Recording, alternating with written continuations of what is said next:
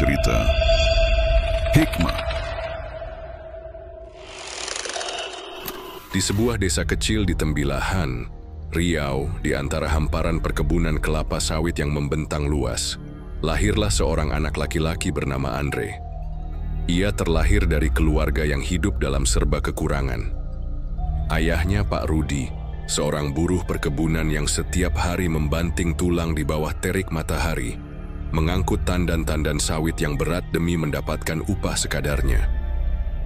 Ibunya, Bu Siti, dengan sabar berjualan kue di pasar, bangun sebelum fajar menyingsing untuk menyiapkan dagangan yang hasilnya seringkali hanya cukup untuk membeli beras dan lauk sederhana. Mereka tinggal di sebuah rumah kayu sederhana di pinggiran desa, berdinding papan yang mulai lapuk dan beratapkan seng yang berlubang di sana-sini. Ketika hujan deras mengguyur, air menetes ke dalam rumah, membasahi lantai tanah yang menjadi pijakan mereka. Namun, meski hidup dalam keterbatasan, rumah itu selalu dipenuhi kehangatan cinta dan harapan. Sejak kecil, Andre telah melihat bagaimana orang tuanya bekerja keras tanpa mengenal lelah. Ia menyaksikan sendiri bagaimana ayahnya pulang dengan pakaian yang basah oleh keringat dan tangan yang penuh luka akibat tajamnya duri sawit. Ia juga sering membantu ibunya di pasar, menjajakan kue dengan suara lantang meski perutnya sendiri sering kosong. Semua itu membuatnya sadar betapa sulitnya hidup dalam kemiskinan. Namun di balik semua penderitaan itu, Andre memiliki impian yang begitu besar. Ia ingin menjadi dokter, bukan sekadar untuk keluar dari jerat kemiskinan, tetapi juga agar ia bisa membantu orang-orang seperti keluarganya yang kerap kesulitan mendapatkan pengobatan. Setiap kali ada tetangga yang sakit tapi tak mampu berobat ke kota, tekadnya semakin kuat. Hari-hari Andre di sekolah tak pernah mudah. Ia harus berjalan kaki berkilo-kilometer melewati jalan tanah yang becek saat hujan, kadang tanpa sepatu yang layak. Seragamnya lusuh, dan seringkali ia harus menahan rasa lapar di kelas karena tak memiliki uang jajan. Namun, tak sekalipun ia mengeluh, ia selalu duduk di barisan depan, menyerap setiap pelajaran dengan penuh semangat. Ketika akhirnya ia lulus SMA dengan nilai tinggi dan diterima di Fakultas Kedokteran di Pekanbaru, kebahagiaan itu bercampur dengan kekhawatiran. Biaya kuliah sangat mahal, jauh di luar jangkauan mereka. Namun Pak Rudi dan Bu Siti tak ingin impian anak mereka kandas. Dengan berat hati, mereka menjual satu-satunya tanah warisan keluarga yang selama ini menjadi sumber penghidupan mereka. Keputusan itu bukanlah hal yang mudah. Pak Rudi menghabiskan malam-malamnya dalam diam, menatap kosong ke langit-langit rumah, bertanya-tanya bagaimana mereka akan bertahan setelah tanah itu terjual. Namun, saat melihat wajah penuh harapan Andre, ia tahu bahwa pengorbanan itu sepadan. Tahun demi tahun berlalu, Andre berjuang keras di bangku kuliah. Ia harus bekerja sambilan, menjadi asisten di laboratorium, bahkan mengajar les demi meringankan beban orang tuanya. Tak jarang, ia harus belajar dengan perut kosong. Namun semua itu tak membuatnya menyerah. Dan akhirnya, setelah bertahun-tahun penuh perjuangan dan pengorbanan, hari yang dinanti pun tiba. Dengan jas putih yang ia kenakan dengan bangga, Andre berdiri di depan kedua orang tuanya, menggenggam ijazah yang menjadi bukti bahwa semua kerja keras mereka tak sia-sia. Pak Rudi dan Bu Siti menatap putra mereka dengan mata berkaca-kaca. Di wajah mereka yang penuh keriput, terukir kebanggaan yang tak terhingga. Anaknya kini telah menjadi dokter. Sebuah impian yang dulu terasa begitu jauh, kini telah menjadi kenyataan. Namun, bagi Andre, ini bukan akhir. Ini baru awal dari perjalanan panjangnya. Ia bersumpah, suatu hari nanti ia akan kembali ke desanya, membawa perubahan bagi mereka yang selama ini terlupakan. Setelah bertahun-tahun bergelut dengan buku-buku tebal, praktik medis yang melelahkan, dan segala keterbatasan finansial, akhirnya Andre kembali ke kampung halamannya di Tembilahan sebagai seorang dokter. Ia diterima bekerja di sebuah klinik kecil di pinggiran kota tempat banyak pasien datang dengan berbagai keluhan, dari penyakit ringan hingga kondisi serius yang seharusnya ditangani di rumah sakit besar. Hari pertama Andre di klinik penuh dengan harapan. Ia merasa bahwa inilah saatnya membalas semua pengorbanan orang tuanya dan memberikan kontribusi nyata bagi masyarakat. Namun, seiring berjalannya waktu, idealismenya mulai goyah. Klinik tempatnya bekerja kekurangan fasilitas medis yang memadai. Banyak pasien datang tanpa mampu membayar biaya pengobatan, dan Andre seringkali harus mengobati mereka secara gratis. Ia tak keberatan, tetapi ia mulai menyadari bahwa dirinya pun butuh penghidupan. Gaji yang ia terima jauh dari yang dibayangkannya. Setiap bulan, setelah membayar kos, makan, dan mengirim sedikit uang untuk orang tuanya, nyaris tak ada yang tersisa. Sementara itu, teman-temannya yang memilih jalur lain, menjadi dokter di kota besar atau bekerja di perusahaan farmasi, hidup lebih mapan. Ia mulai bertanya-tanya, apakah menjadi dokter di desa adalah keputusan yang tepat? Suatu hari, kesempatan mengubah hidupnya datang dalam bentuk undangan seminar kesehatan di Pekanbaru. Seminar itu dihadiri oleh para profesional di bidang medis dan bisnis, membahas tren kesehatan terbaru dan peluang industri yang berkembang. Andre hampir tak pergi karena sibuk di klinik, tetapi dorongan untuk mencari peluang lebih baik membuatnya akhirnya berangkat. Di sanalah ia bertemu dengan Sarah. Sarah adalah wanita muda yang anggun, cerdas, dan percaya diri. Ia bekerja di perusahaan kosmetik ternama dan memiliki jaringan luas di industri kecantikan. Dari cara bicaranya yang tenang namun penuh wawasan, Andre bisa merasakan bahwa Sarah adalah seseorang yang tahu cara meraih kesuksesan. Mereka mulai berbincang setelah sesi seminar. Sarah bertanya tentang pekerjaannya, dan Andre dengan jujur mengungkapkan kekecewaannya, bagaimana ia telah bekerja keras menjadi dokter, tetapi hidupnya masih jauh dari impian yang ia bayangkan. Sarah mendengarkan dengan penuh perhatian, lalu tersenyum. Andre, kamu tahu industri kecantikan itu bernilai miliaran. Orang-orang rela mengeluarkan banyak uang demi kulit sehat dan awet muda. Dan kamu, sebagai dokter, punya keahlian yang bisa menjadikanmu lebih dari sekadar pegawai klinik kecil. Kata-kata Sarah menggugah pikirannya. Andre tak pernah benar-benar mempertimbangkan dunia kecantikan sebelumnya. Baginya, kedokteran adalah tentang menyembuhkan orang sakit, bukan membantu mereka tampil lebih menarik. Namun, saat Sarah menjelaskan bagaimana industri skincare berkembang pesat, bagaimana banyak dokter sukses meraih kebebasan finansial melalui klinik kecantikan, Andre mulai melihat celah yang selama ini tak ia sadari. Sepanjang perjalanan pulang ke Tembilahan, pikirannya dipenuhi oleh pertemuan itu.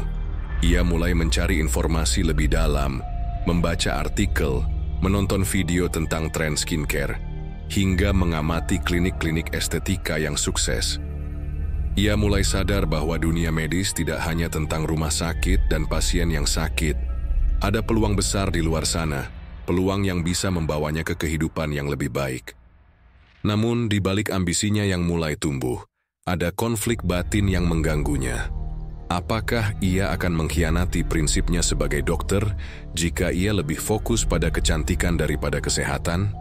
Apakah ia tega mengejar keuntungan ketika banyak orang di desanya masih kesulitan mendapatkan pengobatan?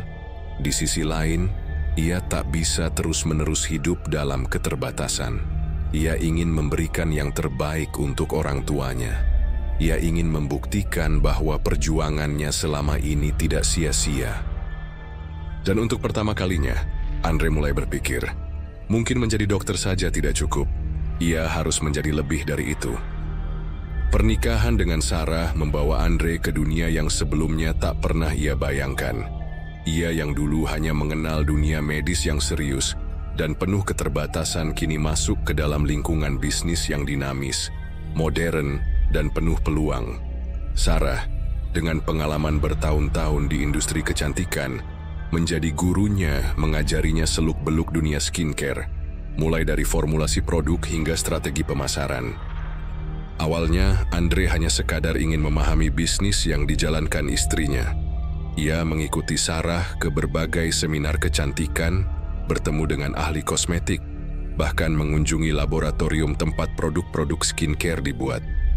Lama-kelamaan, rasa penasarannya berubah menjadi ketertarikan yang mendalam. Andre, kamu punya latar belakang kedokteran. Itu modal besar. Orang akan lebih percaya pada dokter dibandingkan sekadar pebisnis biasa, ujar Sarah suatu malam saat mereka berdiskusi di ruang kerja kecil mereka. Kata-kata Sarah itu menancap di benaknya.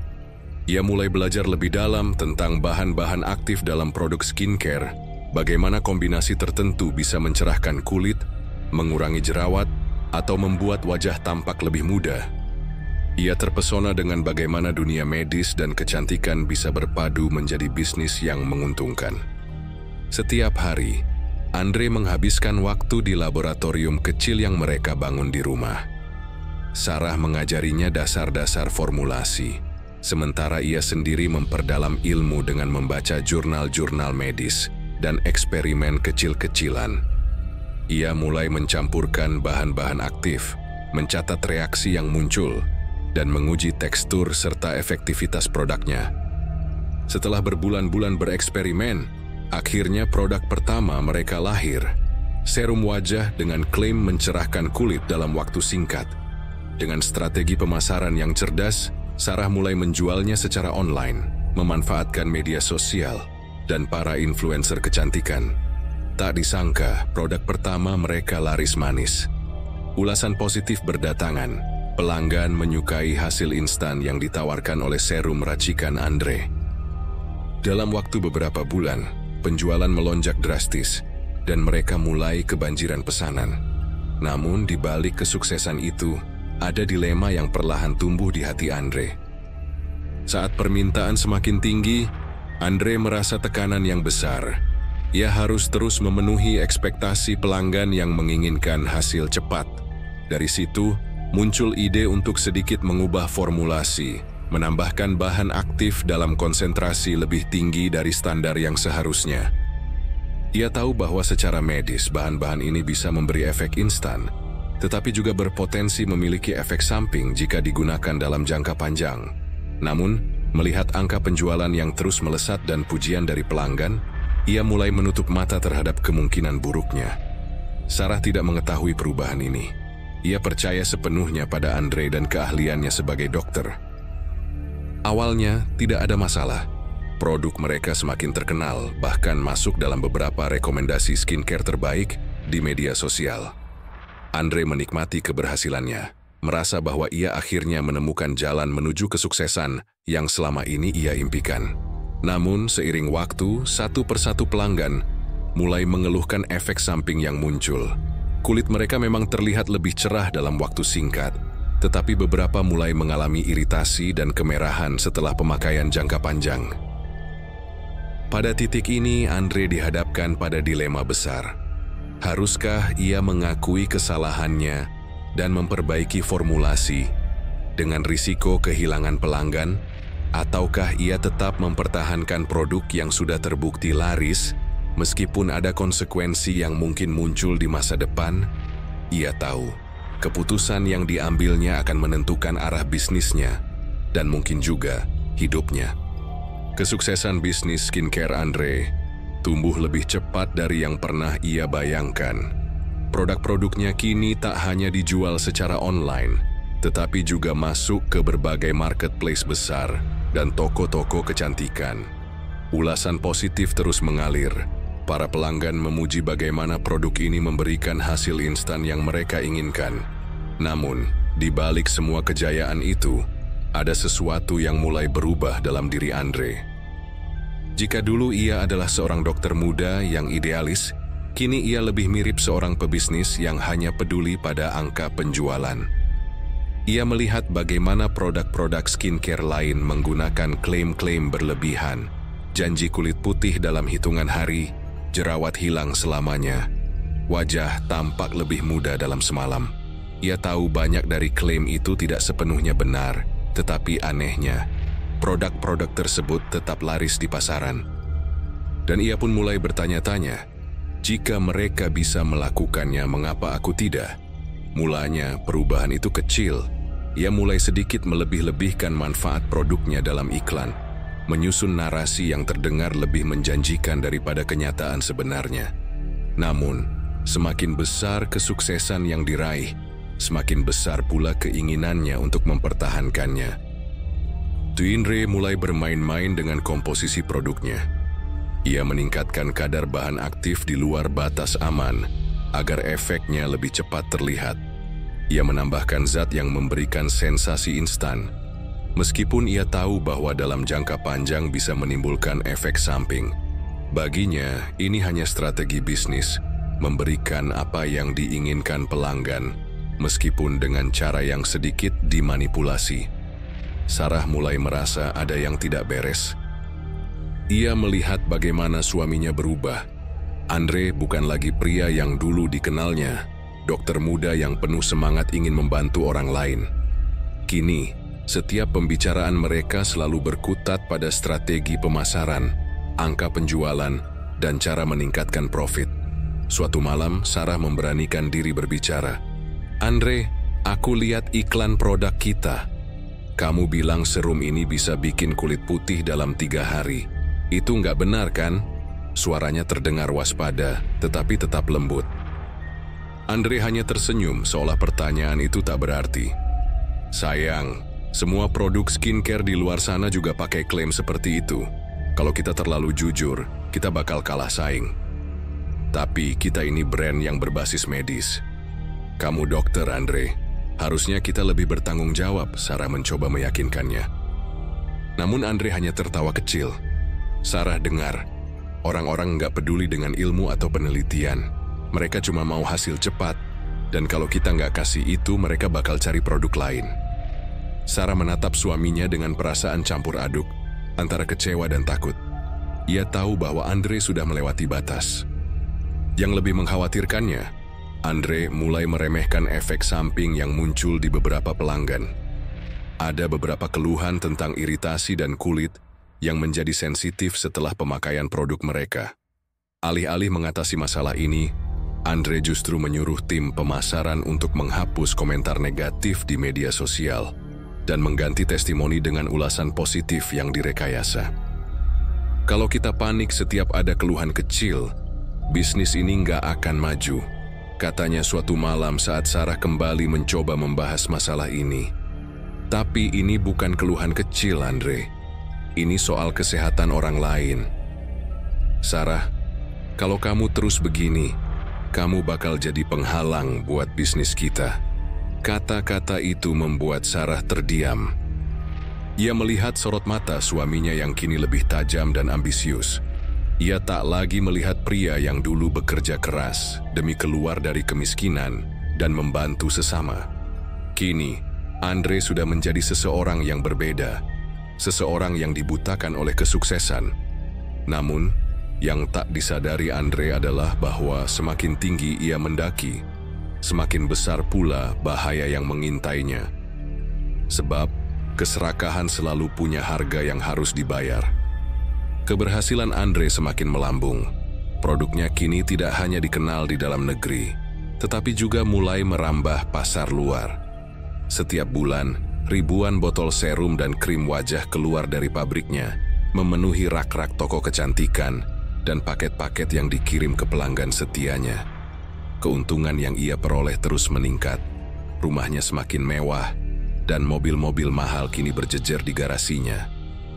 Namun di balik kemewahan itu, Andre telah benar-benar berubah. Dulu ia adalah seorang dokter muda yang idealis, ingin membantu orang-orang melalui dunia medis.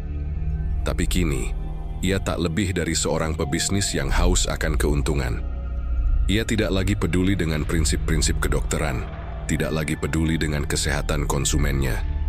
Satu-satunya yang ada di pikirannya hanyalah bagaimana caranya meningkatkan laba dan memperbesar bisnisnya. Saat bisnisnya semakin berkembang, Andre mulai mencari cara untuk memangkas biaya produksi agar keuntungan yang ia kantongi semakin besar. Ia tahu bahwa bahan-bahan aktif berkualitas tinggi yang selama ini digunakan memang memberikan hasil terbaik, tetapi juga mahal. Jika ia bisa menemukan alternatif yang lebih murah, maka margin keuntungan akan meningkat drastis. Maka, mulailah ia bermain dengan komposisi produknya. Ia mengganti bahan-bahan premium dengan bahan kimia yang lebih murah. Meskipun ia tahu risiko yang ditimbulkan, beberapa zat yang ia gunakan memang bisa memberikan efek instan, membuat kulit tampak lebih cerah dan halus dalam waktu singkat. Namun, efek sampingnya berbahaya. Kulit bisa menjadi tipis, sensitif, bahkan rentan terhadap infeksi jika digunakan dalam jangka panjang. Sarah mulai curiga dengan perubahan formulasi ini. "Andre, aku lihat laporan dari laboratorium. Kamu mengurangi kadar bahan aktif yang kita pakai dan menggantinya dengan zat lain. Kamu tahu kalau bahan ini bisa merusak kulit, kan?" Tegurnya suatu malam, nada suaranya penuh kekhawatiran. Andre hanya mengangkat bahu. "Sarah, selama produk kita bekerja dan orang-orang menyukainya, itu yang terpenting. Tapi ini bisa berbahaya, Andre. Kamu dokter, kamu tahu ini salah." "Sarah, kamu terlalu khawatir." Andre mendekatinya, menatapnya dengan mata penuh keyakinan. "Kamu lihat berapa banyak produk yang kita jual, berapa banyak orang yang menggunakannya dan puas. Bisnis itu tentang keberanian mengambil risiko. Kalau kita terlalu idealis, kita nggak akan pernah maju."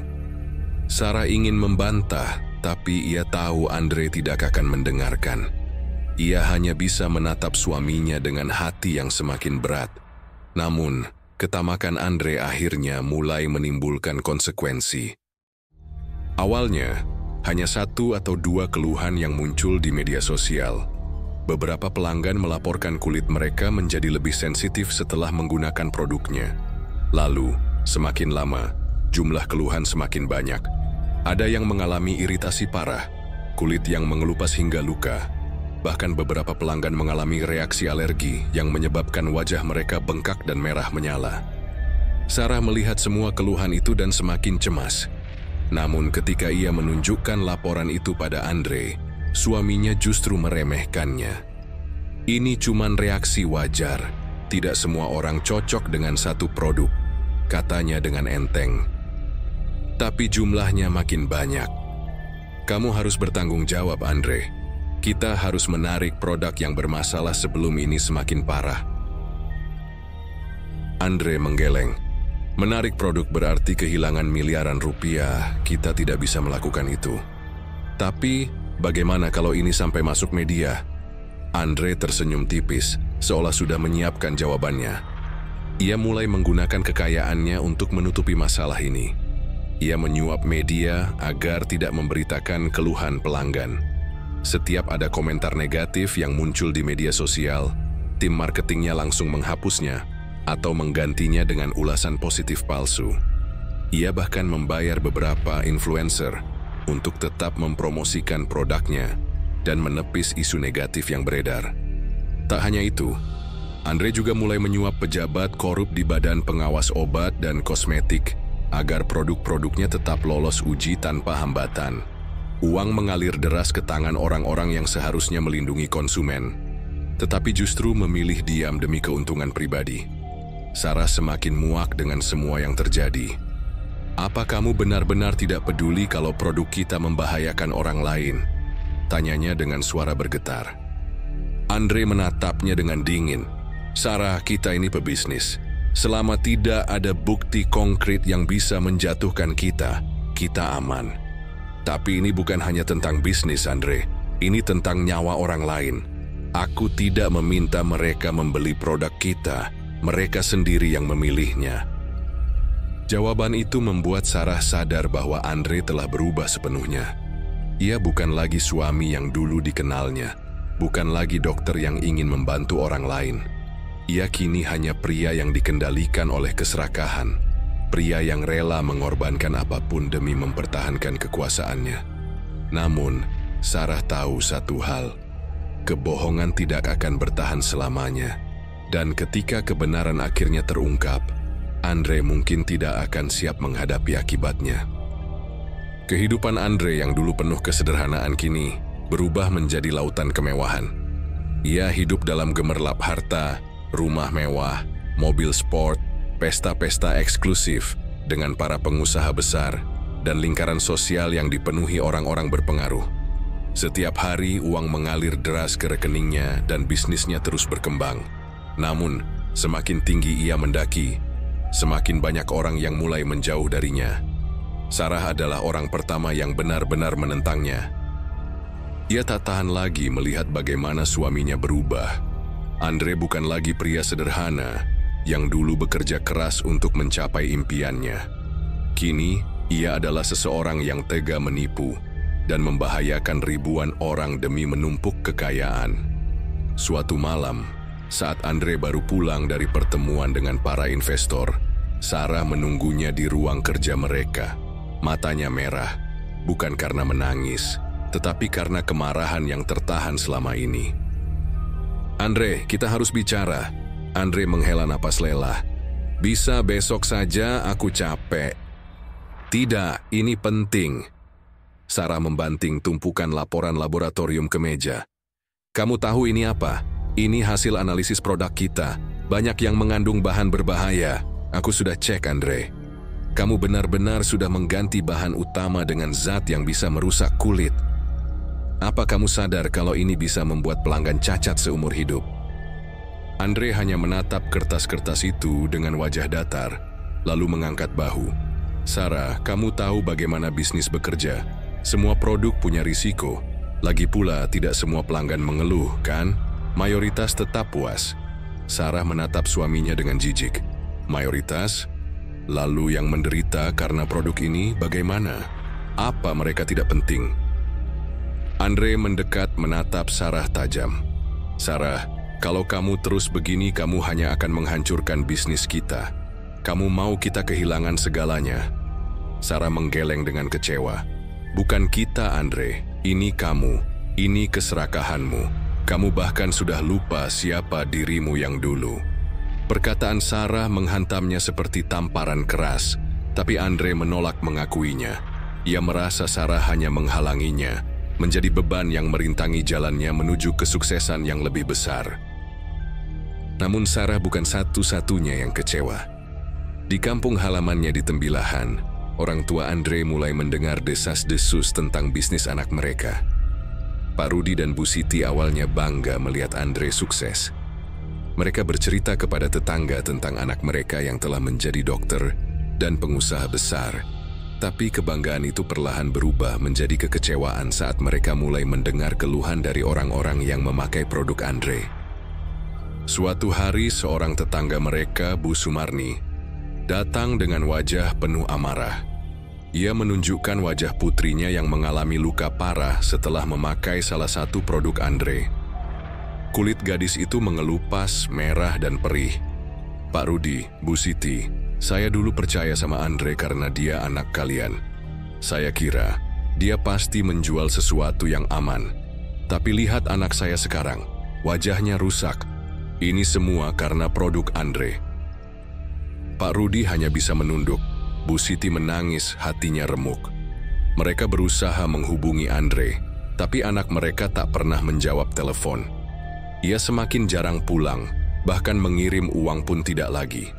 Akhirnya, dengan tekad yang berat, Pak Rudi dan Bu Siti memutuskan pergi ke kota untuk menemui Andre.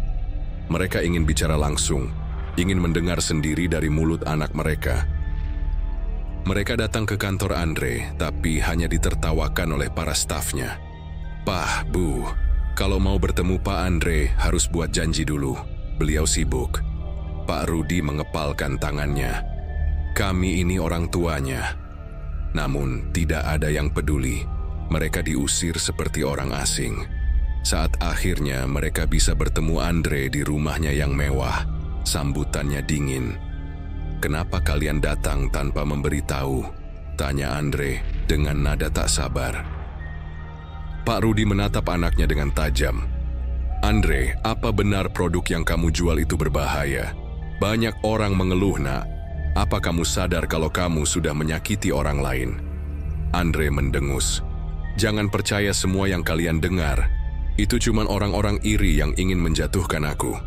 Tapi Andre, bahkan di kampung kita sendiri, banyak yang menderita karena produkmu, seru Bu Siti, suaranya bergetar. Andre menggeleng, merasa muak.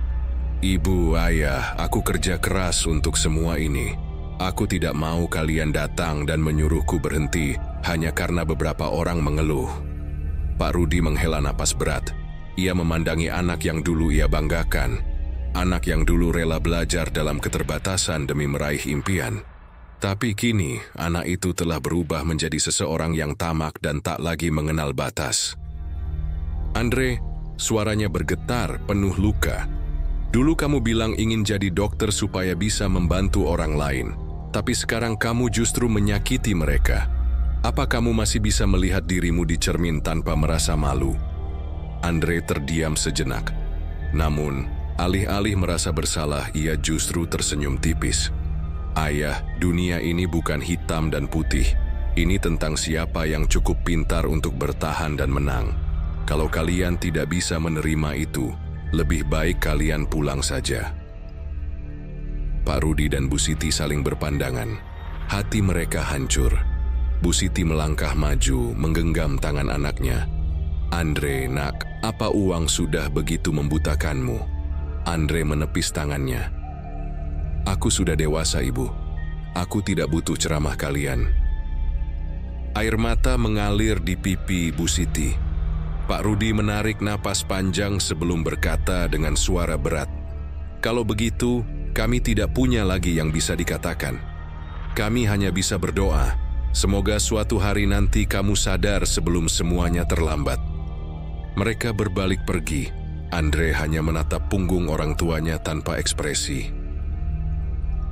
Di belakangnya Sarah yang menyaksikan semuanya merasa hatinya semakin tenggelam. Ia tahu, inilah titik terendah Andre. Ia telah kehilangan arah, kehilangan keluarganya, dan yang lebih parah, kehilangan dirinya sendiri. Namun, yang tidak disadari Andre, ketika seseorang mengabaikan semua peringatan, dunia punya caranya sendiri untuk membalas. Dan balasan itu sudah semakin dekat. Langit malam tampak gelap pekat. Hujan turun deras membasahi atap rumah mewah Andre. Suara petir yang menggelegar seolah menjadi pertanda buruk bagi apa yang akan terjadi. Di dalam laboratorium pribadinya, Andre sibuk bekerja. Di depannya, puluhan tabung reaksi dan botol berisi cairan kimia berjejer rapi. Malam itu, ia sedang mencoba meracik formula baru, produk pemutih wajah yang lebih kuat, lebih cepat bereaksi, dan tentu saja lebih murah untuk diproduksi. Ambisinya semakin membutakannya. Ia tahu bahwa produk sebelumnya telah menyebabkan banyak keluhan dan masalah kesehatan, tetapi ia tak peduli. Baginya, selama ada permintaan, selama uang terus mengalir, semuanya masih berada dalam kendalinya. Namun, di tengah keasikannya bereksperimen, Andre mulai ceroboh. Ia terlalu terburu-buru, terlalu bernafsu untuk menemukan ramuan sempurna yang bisa mendongkrak penjualannya kembali. Tangannya yang gemetar karena kelelahan menuangkan cairan dari satu botol ke botol lainnya, tanpa memeriksa ulang formula yang ia gunakan. Dan saat itulah bencana terjadi. Tiba-tiba, suara desisan aneh terdengar dari dalam tabung reaksi. Cairan di dalamnya mendidih dengan cepat, berubah warna menjadi kehitaman. Lalu, boom! Ledakan dahsyat mengguncang laboratorium. Tabung-tabung kaca pecah berkeping-keping. Bahan kimia berhamburan ke udara. Dan percikan api menyambar seluruh ruangan. Andre menjerit. Ia terhempas ke belakang. Tubuhnya terpelanting menghantam meja eksperimen. Namun, yang lebih mengerikan adalah cairan korosif yang terpercik ke wajahnya. Ia bisa merasakan panas yang luar biasa, lebih menyakitkan dari apapun yang pernah ia rasakan sebelumnya. Ia mencoba membuka matanya, tapi pandangannya langsung menghitam. Rasa sakit itu tak tertahankan. Kulit di wajahnya seperti terbakar dari dalam, meleleh, mengelupas, meninggalkan bau daging yang terbakar memenuhi ruangan. Tolong! Andre merangkak dengan panik, tangannya meraba-raba mencari jalan keluar. Namun api semakin membesar, menghabiskan peralatan dan bahan-bahan di sekitarnya. Ia tersandung, jatuh menabrak rak penuh bahan kimia yang langsung tumpah ke tubuhnya. Rasa panas itu semakin menjadi-jadi. Ia merasa seperti dihukum oleh kekuatan yang lebih besar. Seolah-olah semua kejahatan yang pernah ia lakukan kini berbalik menyerangnya dengan cara yang paling kejam. Akhirnya, dengan sisa tenaganya, ia berhasil merangkak keluar sebelum seluruh laboratoriumnya meledak untuk kedua kalinya. Begitu sampai di luar, ia pingsan dengan tubuh penuh luka bakar dan wajah yang hampir hancur. Ketika Andre sadar, ia berada di rumah sakit. Tubuhnya dibalut perban dari kepala hingga kaki. Matanya yang dulu penuh ambisi kini tak bisa melihat apa-apa lagi. Ia buta. Wajahnya, yang dulu ia banggakan di depan kamera promosi, kini rusak parah. Kulitnya mengelupas, sebagian dagingnya membusuk karena infeksi yang tak tertahankan. Dan yang lebih menyakitkan, tak ada seorang pun di sampingnya. Sarah tidak datang. Karyawan-karyawannya tidak datang. Tidak ada sahabat, tidak ada keluarga. Semuanya pergi meninggalkannya. Ketika ia akhirnya cukup kuat untuk bicara, dokter yang merawatnya datang dengan ekspresi datar. "Tuan Andre, kondisi Anda cukup parah. Kami telah melakukan yang terbaik, tetapi wajah Anda tidak bisa kembali seperti semula." Andre hanya bisa diam, merasakan dinginnya kenyataan menusuk ke dalam hatinya. "Tentang mata Anda, saya harus memberitahu Anda dengan jujur. Anda mengalami kebutaan permanen." Buta. Permanen. Kata-kata itu menggema di kepalanya.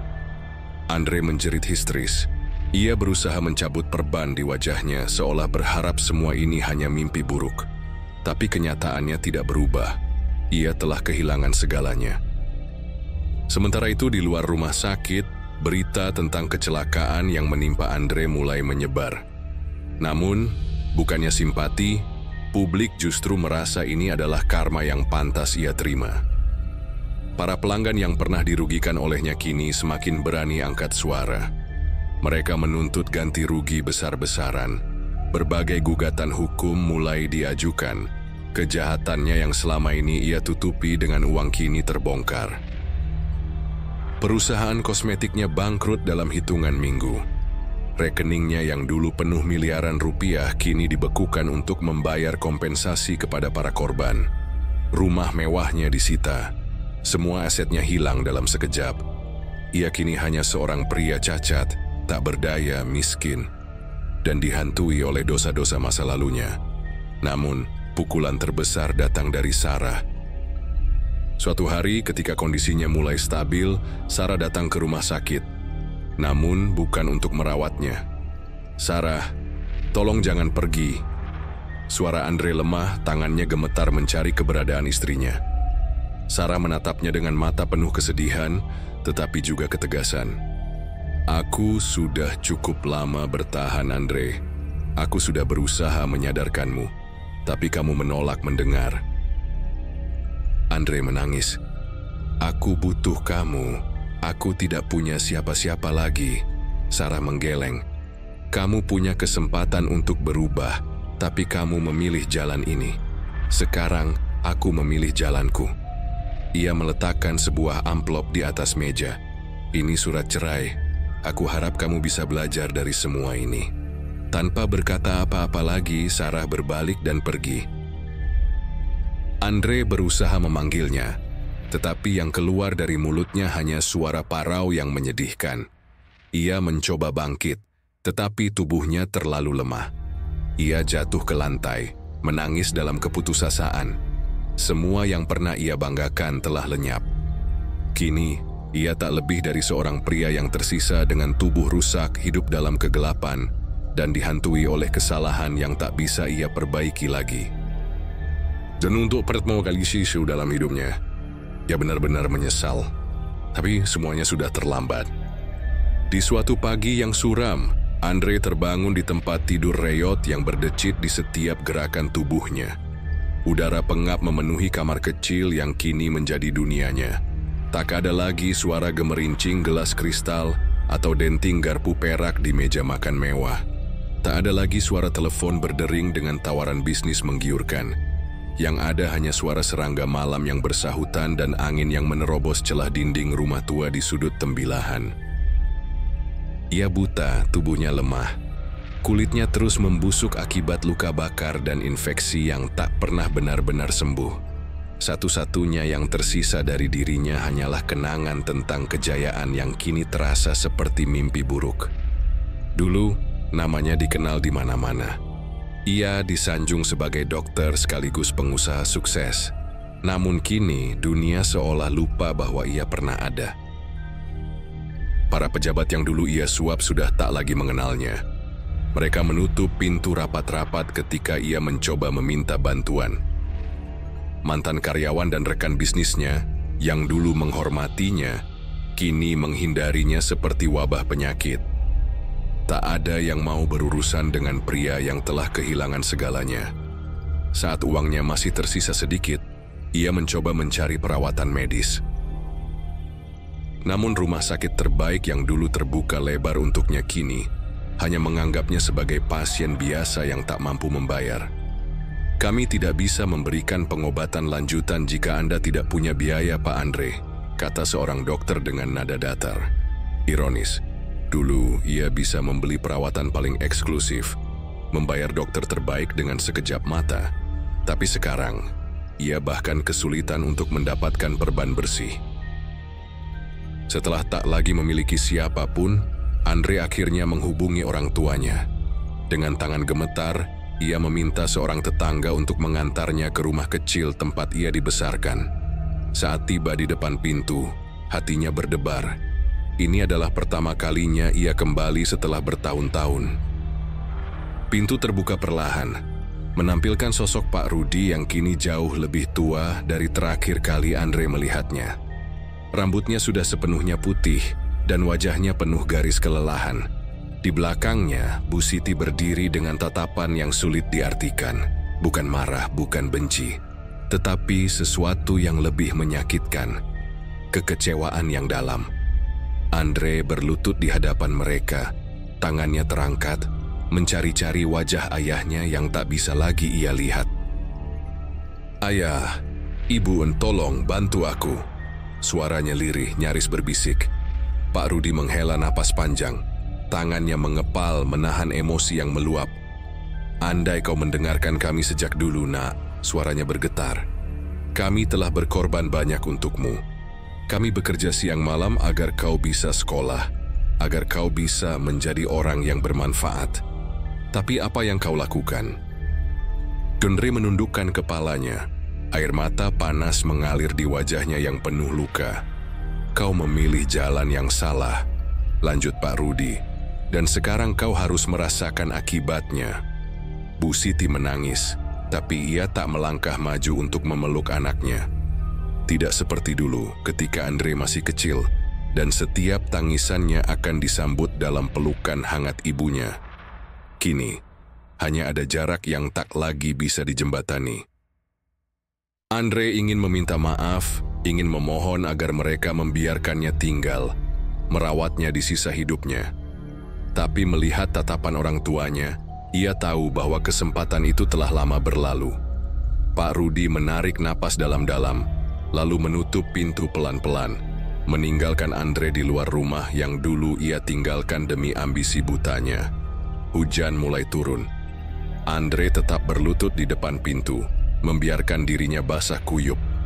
Untuk pertama kalinya dalam hidupnya, ia benar-benar merasa sendirian. Hari-hari berlalu dalam kesepian. Tak ada yang peduli padanya. Tak ada yang ingin tahu kabarnya. Ia hidup dalam kegelapan total, baik secara fisik maupun batin. Di sebuah rumah tua yang hampir roboh, ia menghabiskan hari-harinya dengan merenungi dosa-dosa masa lalu. Tidak ada makanan layak, tidak ada obat-obatan. Setiap malam ia merasakan sakit luar biasa dari luka-luka di tubuhnya, tetapi tak ada yang bisa ia lakukan selain merintih dalam sunyi. Kadang-kadang ia berharap ajal segera menjemputnya. Dulu ia mengira uang bisa membeli segalanya, tapi sekarang ia sadar, ada satu hal yang tak bisa dibeli dengan uang, kedamaian. Kini, yang bisa ia lakukan hanyalah menunggu. Menunggu kapan Tuhan akhirnya mengakhiri penderitaannya. Dan saat itu tiba, tak ada yang menangisi kepergiannya. Tak ada berita tentang kematiannya di koran. Tak ada pemakaman mewah.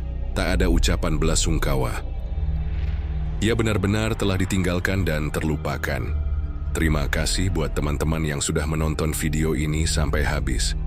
Semoga bisa dipetik pelajaran dari video kita ini. Saya selaku admin cerita hikmah mengucapkan mohon maaf jika ada kesalahan dari kami. Jangan lupa dukung channel kami dengan cara like, komen, share, dan subscribe. Nyalakan juga lonceng notifikasinya. Kita bertemu di video berikutnya.